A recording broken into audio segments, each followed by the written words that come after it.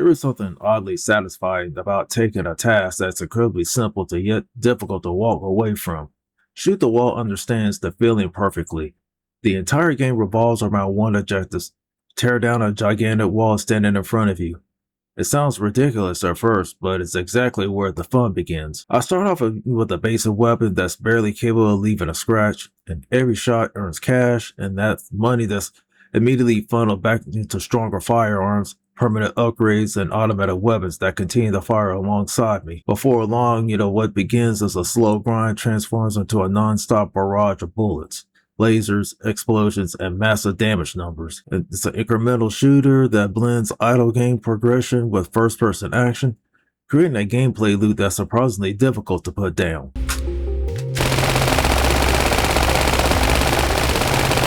Visually, Shoot the Wall doesn't chase realism, and honestly, it doesn't need to because its colorful, stylized presentation fits the game's lighthearted tone and keeps the focus on the spectacle of destruction. The wall slowly breaking apart really gets old, but especially once more you get more advanced weapons, starting filling the screen, increasingly over the top visual effects. Every new unlock feels noticeably stronger than the last, and the visual feedback plays a large role, making progression feel rewarding. Watching your damage output multiply while the wall crumbles faster creates a satisfying sense of momentum that keeps you chasing the next upgrade. Performance on the PS5 is equally impressive, and throughout my time with the game, it maintained a smooth 60 frames per second while rendering at native 4K.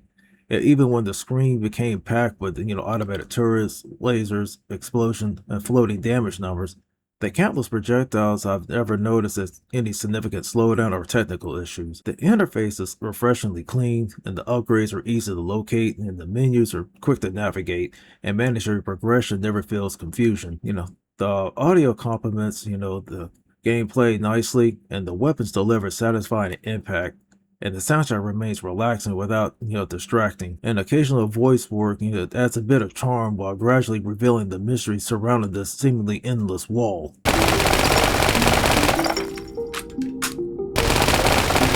This is where the game finds its biggest strength. The formula couldn't be simpler, and it's incredibly effective. Every shot earns money, and every upgrade makes me stronger, and every improvement leads to faster progress. The constant cycle of earnings and spending, it becomes more powerful to create an addictive rhythm, and it's difficult to ignore. As my arsenal expands, it unlocks upgrades that boost damage and increases the fire rate and introduce critical hits. And eventually, it gave me access to weapons that I felt dramatically more destructive where I just started. But every purchase provided immediate feedback, making progression consistently satisfying. Eventually, the automation becomes just as important as my actions. The turrets, the drones, and other support systems continue to attack the wall, and generating resources while I focus on purchasing upgrades and planning my next investment. Instead of constantly pulling the trigger myself, the game gradually shifts towards optimizing my build and maximizing efficiency.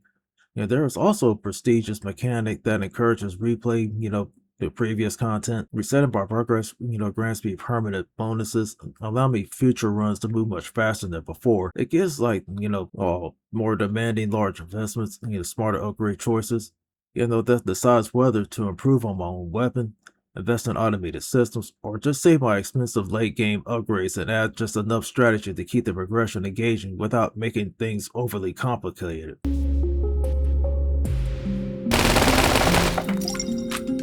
As enjoyable as the regression can be, Shoot the Wall eventually starts running into the unavoidable problem: the repetition. The early hours are filled with constant upgrades and noticeable improvements, but once the automation takes over, my world becomes less active. Instead of constantly shooting, I found myself spending more time browsing upgrade menus and waiting for the resources to accumulate. The gameplay loops never evolves beyond its original concept, and there are no new enemy types, major gameplay twists, or significant mechanical changes that dramatically shake things up. But while, watching the damage number climb remains satisfying for a while, but that excitement, gradually loses its impact once the strongest upgrade becomes available to unlock. Players looking for deep mechanics, greater variety, and more traditional first-person shooter gameplay may find the experience running out of fresh ideas sooner than expected.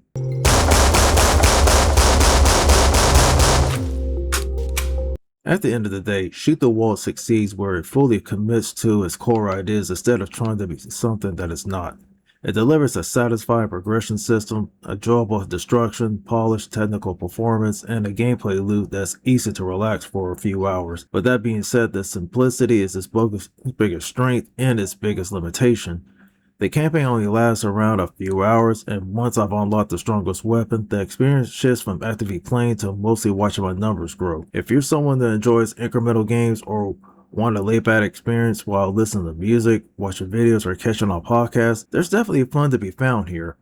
But if you're expecting a deeper shooter with variety combat encounters and long-term replayability, then this one will feel repetitive before long.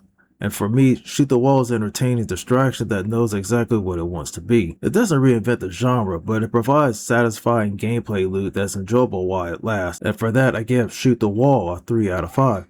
Thank you for watching. If you enjoyed this review, don't forget to leave a like and subscribe to the channel and turn that bell icon on for notifications so you won't miss future reviews and gaming coverage here at the Gamer section.